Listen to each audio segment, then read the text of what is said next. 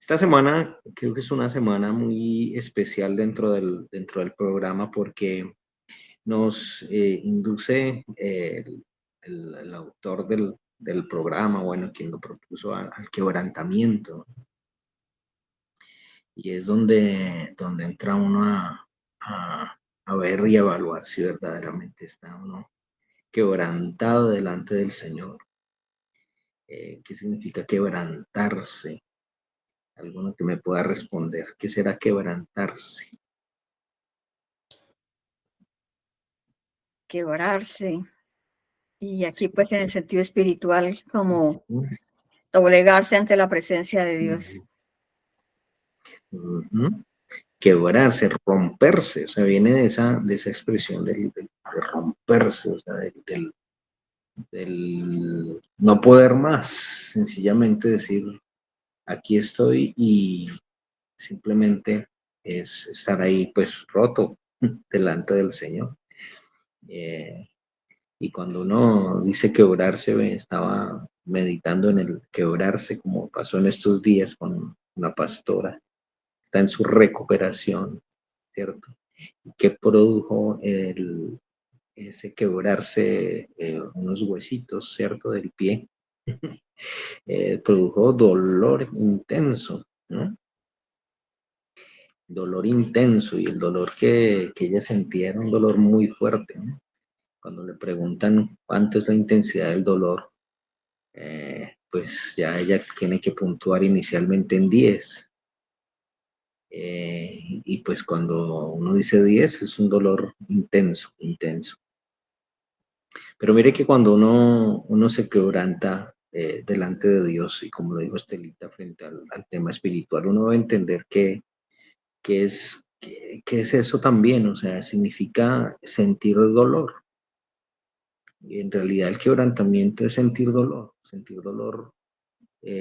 frente a las situaciones de la vida, sentir dolor frente a lo que está sucediendo, sentir dolor frente a lo que está pasando, ser sensibles al momento que estamos viviendo, ¿no? La sensibilidad que se necesita para poder saber eh, los tiempos de Dios y entender cómo Dios está actuando en esos tiempos tan complicados. Bien, lo primero. Lo segundo, bueno, creo que ayer, pronto para que no pueda caer de pronto en un error y repetir de pronto algo que hayan dicho ayer, aunque sé que Dios ha puesto algo especial y nuevo, pero ayer iniciaron también con un texto en Daniel capítulo 9. Y yo quiero que me cuenten un poquito qué hablaron el día de ayer, antes de entrar al texto del día de hoy. Quien estuvo ayer y me pueda de pronto retroalimentar a mí un poco de lo que hablaron ayer en el versículo que trabajaron ayer, porque sé que iniciaron este mismo capítulo. Pues mi pastor, resulta que el día de ayer la agenda se nos trastocó. Ok. Entonces ese versículo nos quedó como pendiente para estudiarlo. Bueno, Pero es súper eso. especial. Tuvimos un testimonio maravilloso, Ujú. maravilloso. Entonces yo simplemente digo, bueno, Dios sabe cómo hace las cosas, ¿no? Bueno, Pero lo tenemos pendiente yo sé que algunas lo estudiaron y bueno, de pronto tal perfecto. vez al final nos podamos adelantar. No, vale, adelantar, podríamos, o sea, porque podríamos tomarlo desde ahí para no trazarlo, porque es que el capítulo 9 es un compendio de una oración impresionante que Daniel tiene en unos años ya de viejo. O sea, Israel en realidad o el pueblo judío había sido cautivo durante 70 años. Y ya en esos finalizando esos 70 años, Daniel tiene este momento y esta oración, presenta esta oración en medio ya de una edad avanzada, ¿sí? Y es interesante cómo él vio todo ese proceso desde que salió de la cautividad o salió cautivo, y vivir todo este proceso para llegar a este capítulo que es tan interesante. Entonces ya sabiendo esa conjunción y sabiendo esto que pasó, podríamos leer entonces, Estelita, me interesaría mucho leer el capítulo 9 porque voy a hablar acerca de la oración de intercesión. Pero entonces vamos a mirar esas características y el pasaje nos va a dar muchas indicaciones. ¿Ok? Entonces, el pasaje de ayer lo enfocaba en Daniel capítulo 9, versículo 4, específicamente. ¿Sí? Daniel capítulo 9, versículo 4. Y el de hoy es Daniel capítulo 9, versículo 9. ¿Sí? Pero entonces vamos a leerlo todo, desde el capítulo, versículo 1, y vamos a ir hasta el versículo 9, ¿ok? Para tomar en contexto del pasaje. Entonces, Daniel capítulo 9, versículo 1 al 9 por ahora, ¿ok? Dice así la palabra del Señor, dice: en el año primero de Darío, hijo de Asuero, de la nación de los Medos, que vino a ser rey sobre el reino de los caldeos, en el año primero de su reinado, yo, Daniel, miré atentamente en los libros. Me gustaría que subraye esa expresión. Si puede rayar su Biblia, no hay pecado en eso, porque dice: yo, Daniel, miré atentamente los libros, el número de los años que habló Jehová al profeta Jeremías, que habían de cumplirse las desolaciones de Jerusalén en 70 años. ¿Ok? Entonces, esos versículos nos pueden dar la connotación o confirmar lo que yo le estoy diciendo. 70 años en los cuales habían pasado ese proceso de cautividad. Y aparece también importante el decir, él miró atentamente en los libros. ¿Okay? Y habla específicamente de los textos escritos y dados a Jeremías. ¿Okay? Dice, una vez él hace eso, una vez va a los libros, o sea, una vez se encuentra con la palabra de Dios, porque aquí es que es donde parte el asunto. O sea, él se encuentra directamente con la escritura. Él hace un estudio, él hace nosotros le llamamos una exégesis ahora, uno le llama la profundización, ¿sí? Él profundizó en los libros, en los textos, y aquí es donde llama la atención en primer lugar y el llamado de parte del Señor a través de este grupo a no solamente conformarse con lo que se escucha, sino a estudiar en profundidad la palabra de Dios. Por eso, muy bien ese reto que asumió Estelita en estos 40 días, tratar de extraer un poco lo que la palabra del Señor nos dice, pero no solamente como un pasatiempo, sino porque Daniel sabía que ahí en la escritura iba a encontrar, no lo voy a llamar, bueno, llamémoslo un secreto, pero en realidad no era tan secreto porque si estaba ahí en el texto, lo que pasa es que tocaba ir a profundizarlo, a estudiarlo. Hago esta segunda observación, no importa la edad para ir a los textos, no importa la edad para estudiar la palabra, porque a veces decimos, no, es que ya estoy tan pasado en años que yo no estudio. Yo reto también a los hermanos que avanzan un poquito en años a que todavía es tiempo. O sea, Daniel, a través de este pasaje y específicamente en el capítulo 9, nos dice, no importa la edad, necesito ir a estudiar la palabra de Dios. ¿Qué me dice? ¿Ok? Entonces, es un reto que también nos deja este pasaje. Más o menos, al parecer, Daniel, en este pasaje tiene, a parecer, o sea, todo parece indicar unos 90 años ya. Entonces, estaba ya entrado en añitos, pero eso no le impidió, dice la palabra, ir a los textos, escudriñar la escritura, ¿ok?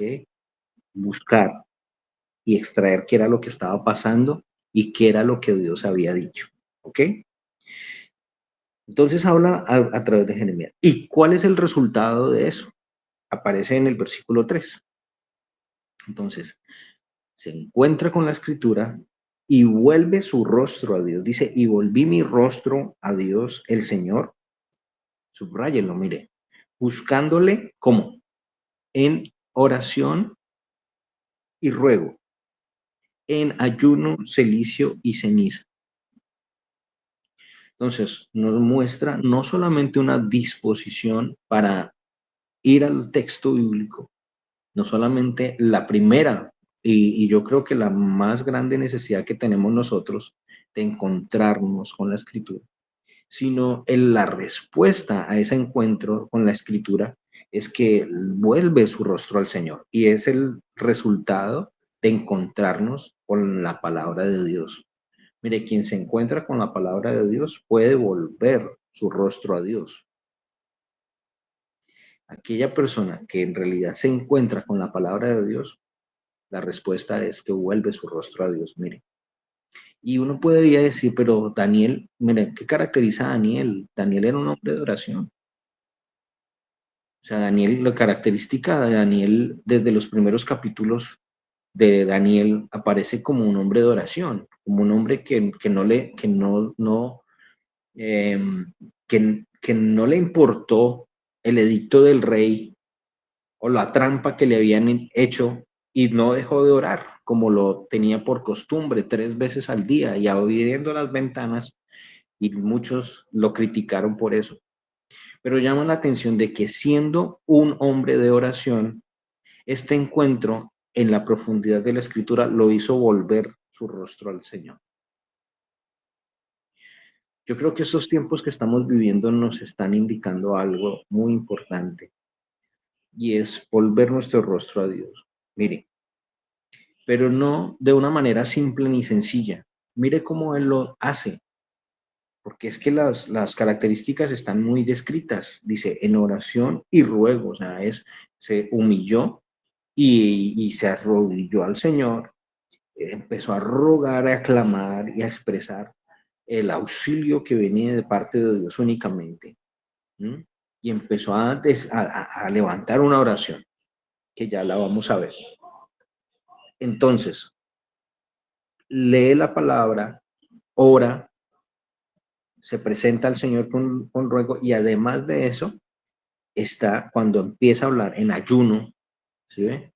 Entonces es importante el ayuno y además de eso silicia y cenizo y es una característica de una persona que está con dolor en el corazón. De por sí los duelos en el Antiguo Testamento, una costumbre de los duelos era untarse de ceniza y de silicio en los momentos de duelo.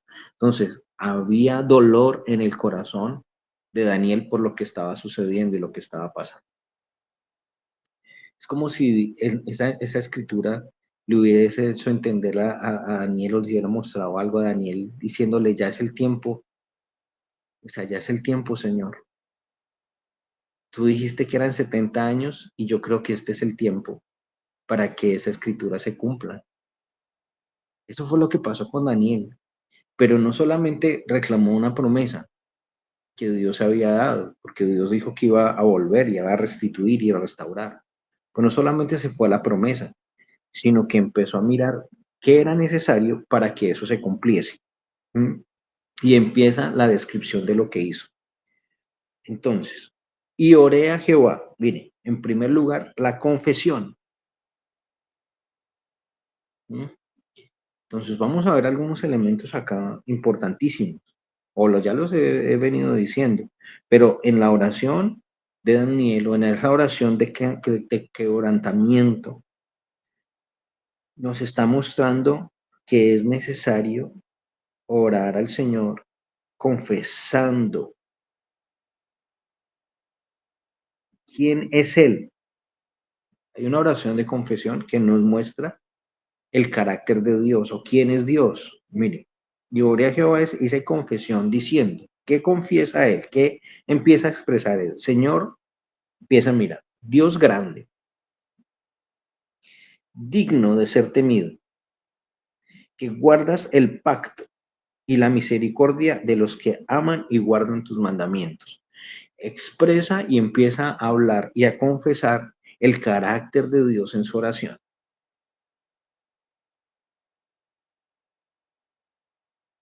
Entonces, su oración está cargada de la confianza en el carácter de Dios.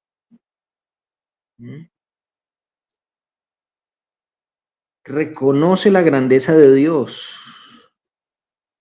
Y reconocer la grandeza de Dios nos lleva a nosotros o a Daniel a reconocer ese temor y esa reverencia delante de Dios. Reconocer la grandeza de Dios nos hace a nosotros sentir que somos pequeños. Reconocer la grandeza de Dios nos lleva a nosotros a ser reverentes a Él, a entender qué es el temor de Dios. Digno de ser temido, dice. Digno de ser reverenciado, digno de ser alabado, digno de ser reverenciado, digno de respeto. Es lo que empieza a describir él.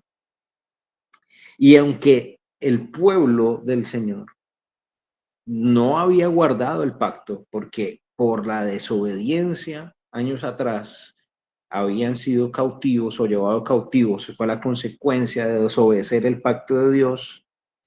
Daniel le expresa y dice, has guardado, que guardes el pacto. Nosotros no guardamos el pacto, pero él sí guarda el pacto. Nosotros hablamos la última, bueno, si fue la última o no, la antepenúltima vez acerca de así nosotros seamos infieles, él permanece fiel. Mire cómo aquí habla esa misma expresión en lo mismo. Tú has guardado el pacto.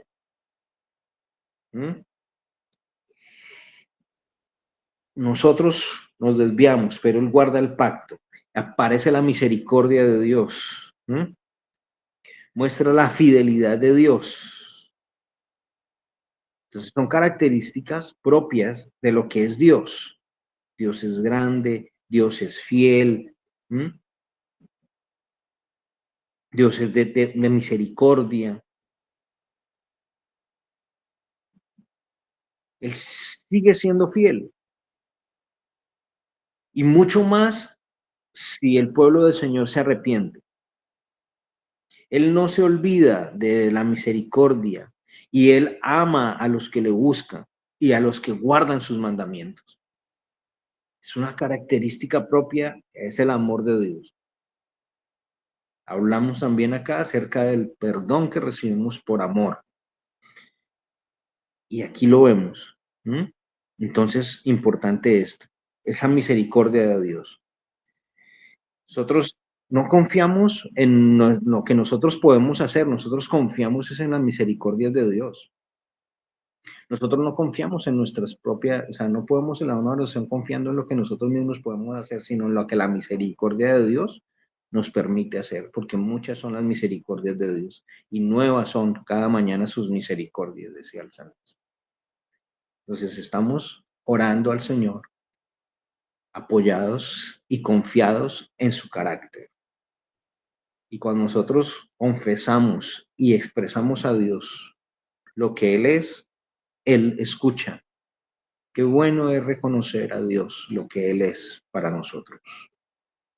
Qué importante es reconocer lo que Dios es para nosotros. Y eso, lo que Dios es para nosotros, tiene que ver con su carácter.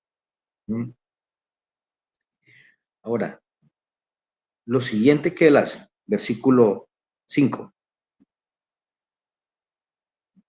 Dice, hemos pecado.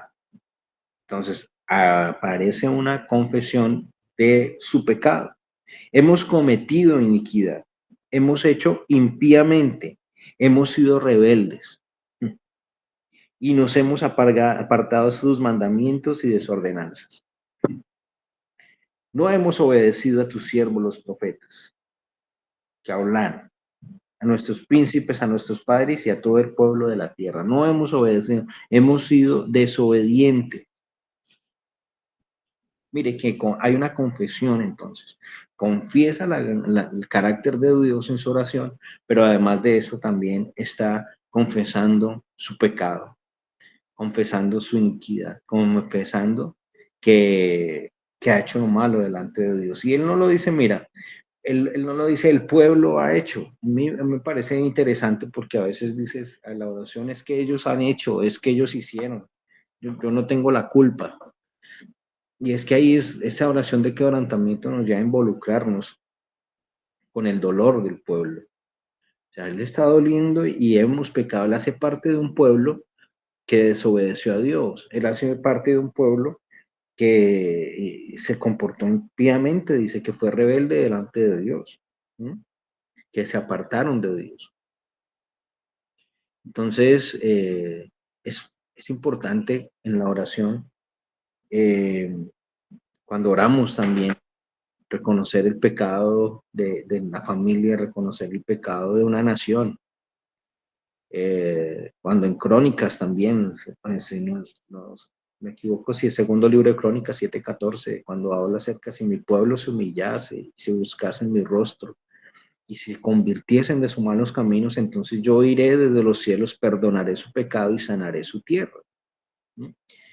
Pero entonces ahí hay una importante, mis amados, tarea que tenemos también que realizar, es orar por nuestra nación.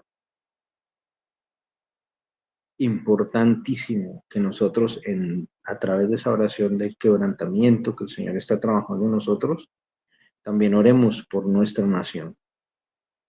Perdona el pecado de nuestro pueblo. La segunda de Crónicas 7:14.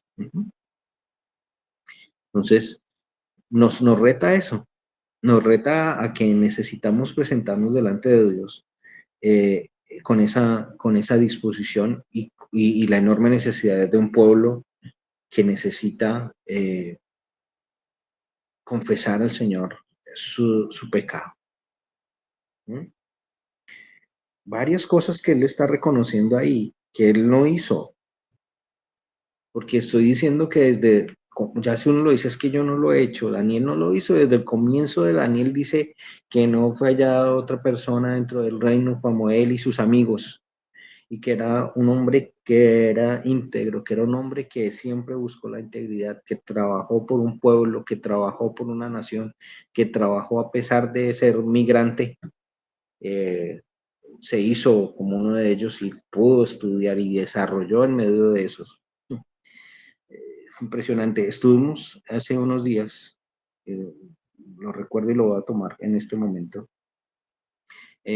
con un privilegio bonito. Estuvimos con unos estudiosos de la palabra y ellos, había una ponencia acerca de la iglesia en Babilonia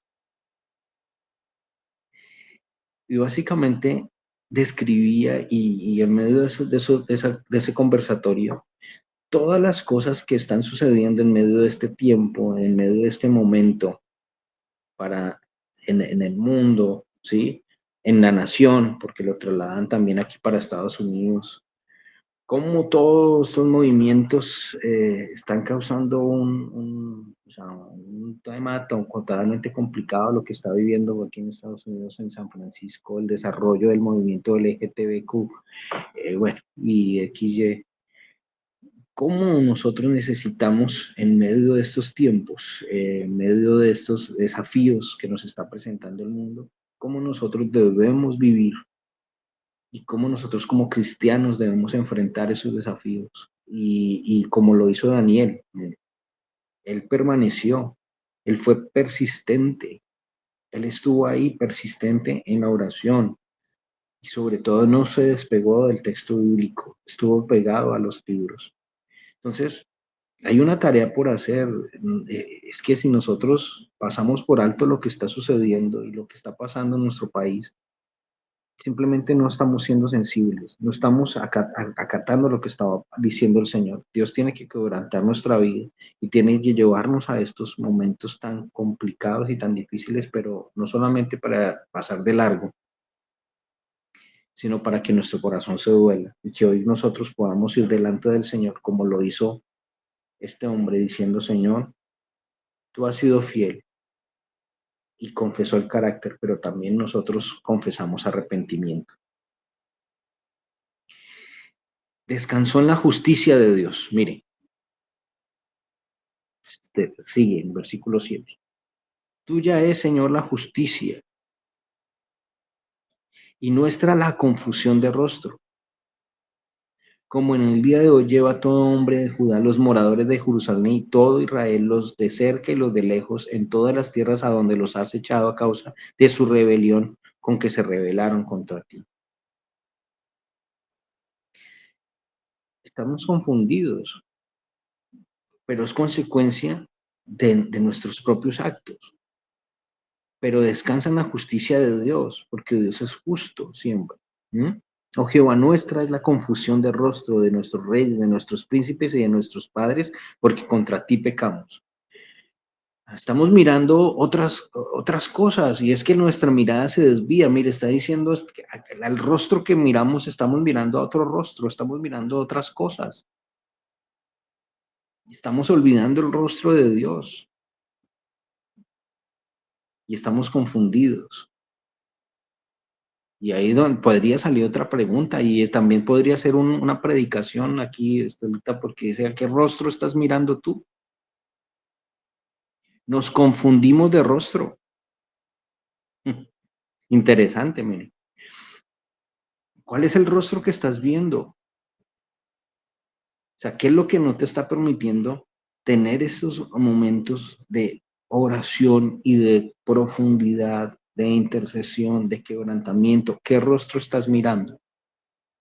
Y debería que la respuesta está en la escritura, que fue el rostro que miró a Israel. O sea, desde cuando uno lo puede mirar, o sea, el rostro que vio fue el becerro de oro, el rostro que vio fue el de los gigantes, el rostro que vio fue el del materialismo, el rostro que vio fue el de lo que la sociedad nos está diciendo, el rostro que vio es la economía, el rostro que vio es, no sé qué rostro estás viendo, pero mire cómo está extrayendo esto tan interesante el Señor y que Dios nos está hablando. Nuestra es la confusión de rostro, de quienes nos gobiernan. Mire, hacia dónde nos están conduciendo, de los príncipes y muchas veces de los padres, porque no le estamos enseñando a los hijos a adorar a Dios, ni a buscar el rostro de Dios. Mire que Daniel lo está expresando, de nuestros padres. Enseñemos a nuestros hijos a buscar el rostro de Dios. Que enseñemos a quienes están a nuestro lado a buscar el rostro de Dios. ¿Quieres salir de la confusión? Mira el rostro del Señor en esta noche. Uy. De Jehová, miren, ahora sí me tocó mi versículo. De Jehová nuestro Dios es el tener misericordia y el perdonar, aunque contra él nos hemos rebelado. Pero en realidad resume lo que los demás ya ha dicho acerca habla en ese versículo, la misericordia habla de la característica de Dios, el carácter de Dios, el perdón de Dios, y contra él nos hemos rebelado, habla acerca del arrepentimiento. Entonces, es que eso es importantísimo nosotros poder decir que en medio de estos tiempos Dios nos está llamando a eso, a continuar hablando del arrepentimiento. Porque es muy bonito hablar de las promesas de Dios, o sea, uno dice, yo siempre me tomo las promesas de Dios, pero muy poco se habla y se toma en serio el tema del arrepentimiento. pero yo sí estoy seguro y soy de los que digo, si no hay arrepentimiento, pueden haber algunas respuestas, pueden haber algunas cosas que conseguimos, pero no va a haber sanidad en el corazón y ni sanidad en la tierra. Pero hoy nosotros buscamos al Señor y hoy nosotros podemos decir que vamos al Señor en arrepentimiento, en clamor, en una actitud humilde de corazón, en arrepentimiento al Señor, en humildad. Son características propias de ese tipo de esta oración. Y necesitamos restauración. Y le oramos al Señor para que restaure nuestra vida, para que restaure nuestra familia. Daniel pide a Dios, y usted en el desarrollo de esa oración, versículo 10, y no obedecimos de nuestro Dios para andar en sus leyes, los profetas. Todo Israel traspasó su ley, no obedeció su voz, continúa diciendo, Él ha cumplido la palabra que habló contra nosotros, las consecuencias del alejarse de Dios. Todo padre que ama a su hijo lo disciplina, y asimismo Dios nos disciplina. Tampoco nos gusta resistir eso, la disciplina de Dios. Tampoco nos gusta hablar de eso, de la disciplina que el Señor tiene que ejecutar. Pero pues es necesario hablar de la disciplina. Entonces Dios disciplina. Pero en medio de eso, Él recuerda que con la mano poderosa, ahí vienen los recuerdos de Dios, me voy a saltar el versículo 15. Dice, creo que eso, si lo continúan, mañana lo van a también a mirar. El versículo 9, no lo quiero también. ¿Versículo qué? Pues si mañana creo que van a tocar el otro versículo, el 18. Bueno, ok, no pueden llegar al 18, no voy a llegar. Ahora pues Dios, te sacaste tu pueblo de Egipto con tu mano poderosa y te hiciste renombre cual tienes hoy. Hemos pecado y hemos hecho impíamente. Conforme a tus actos de justicia, apártese ahora tu ira y tu furor sobre tu ciudad, Jerusalén, tu santo monte, porque a causa de nuestros pecados y por la maldad de nuestros padres, Jerusalén y tu pueblo son el oprobio de todos los del alrededor nuestro. Es la consecuencia del pecado. Una ciudad que ha sido llamada por Dios, que ha sido el pueblo de Dios, vino a ser oprobio de alrededor de las ciudades, la burla de ellos. Ahora, Dios nuestro, oye la oración de tu siervo y sus ruegos, y haz que tu rostro resplandezca sobre tu santuario asolado por amor del Señor. Está ahí quedó para que mañana continúen el versículo. Pero está diciendo y orando para que venga la restauración. Porque es que si viene la restauración, el Dios que nos restaura será agradecido. O sea, la restauración cuando viene para nuestra vida es para que el nombre del Señor sea glorificado siempre. No es por nosotros mismos, es por toda esta desencadenante de cosas que están pasando en el pueblo, que están mostrando que a pesar de que el pueblo fue infiel, Dios está haciendo un mover de fidelidad y que el tiempo se ha cumplido y que Daniel está encontrando en el texto que el tiempo se cumplió y a pesar de que ahí vienen circunstancias complicadas, Dios va a venir con respuesta. Dios va a manifestar su justicia. Dios es un Dios justo. Recuérdelo siempre, Dios es un Dios justo. Él va a mostrar su grandeza, Él va a mostrar su poder. Dios es un Dios de justicia. Pero recordemos siempre que la justicia de Dios no es la misma nuestra. Y es que eso es algo que nosotros debemos entenderlo y debemos profundizar mucho en eso. La justicia, eso queremos la justicia de las personas y la justicia de nuestro tiempo. Pero Daniel no ora así, Dios ora para que Dios conforme a su justicia haga y que conforme a su justicia aparte la ira, aparte el furor del pueblo sobre el pueblo de Israel. Entonces es importante eso. Y que por amor de su nombre, por lo que Él es como Dios, y así como Él los sacó del pueblo de Egipto, y así como los acompañó con mano poderosa por el desierto, ¿sí? Y así como Él los engrandeció y todo el tema los puso en alto, así también yo creo que lo puede hacer. Y creo que en oración, cuando hace una oración de quebrantamiento, cuando tenemos una oración de quebrantamiento, yo estoy seguro que el Señor restaura. El Señor va a restaurarnos. Y el Señor va a hacer que valgamos mucho más de lo que pensamos. Si pensamos que valíamos antes más que ahora, no, yo creo que el Señor cuando restaura nos hace mucho más valiosos. Escuchaba un ejemplo de que es en China, bueno, una cultura en oriental que rompen un jarrón, rompen una vasija y empiezan a armar los pedazos. Pero esos pedazos los empiezan a unir con hilos de oro.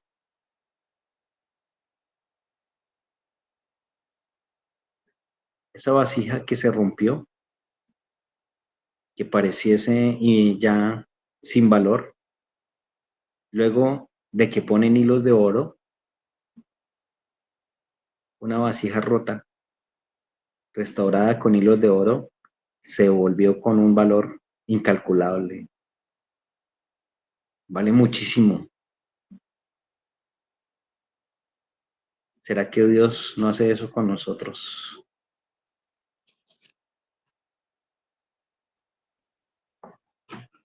Él nos restaurará. Él nos está tejiendo con hilos de oro para valer mucho más, pero tiene que procesarnos, tiene que disciplinarnos, tiene que llevarnos al quebrantamiento, tiene que llevarnos a la fractura, tiene que llevarnos muchas veces a sentir ese dolor.